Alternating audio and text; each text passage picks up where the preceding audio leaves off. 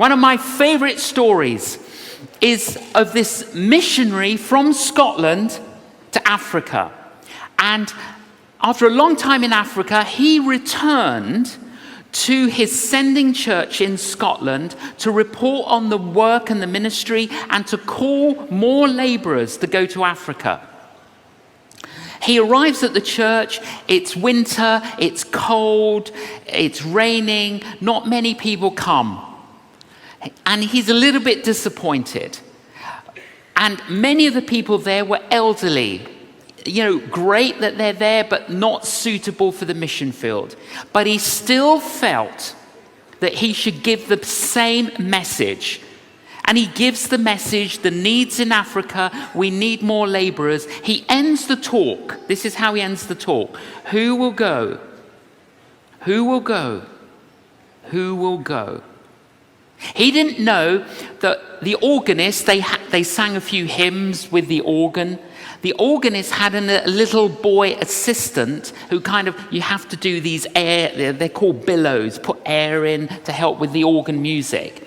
The little boy stood up and he shouted out, I will go, I will go, I will go. The name of that little boy, David Livingstone.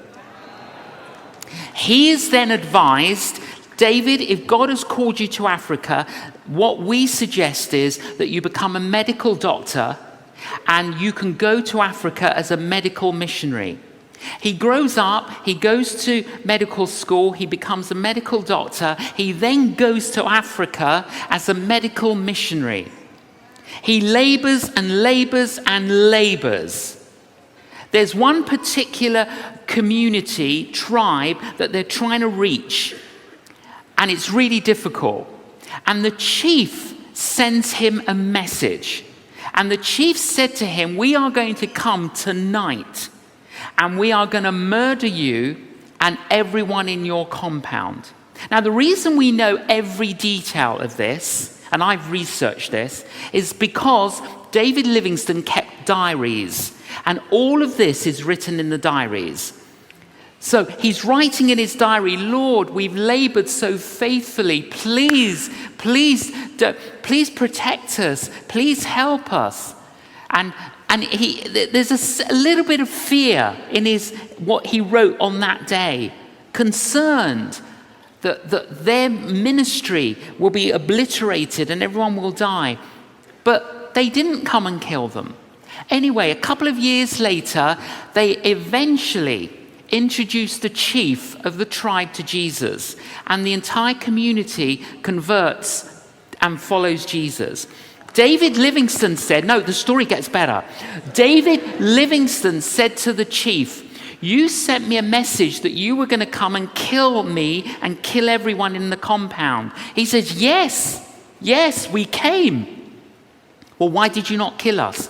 Well, because when we came to the compound, there were 39 giants surrounding the compound. We counted them. They were big warriors, and there were 39 of them surrounding the compound.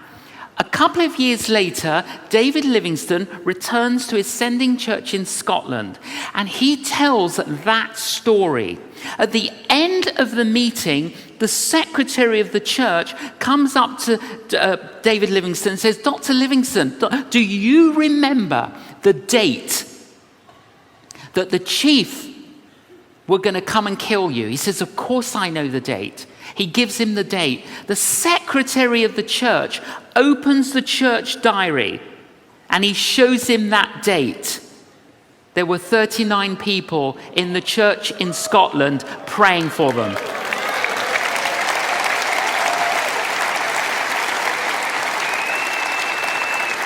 "39 people praying in a church in Scotland, and there were 39 warriors surrounding the compound." Do not say that is a coincidence.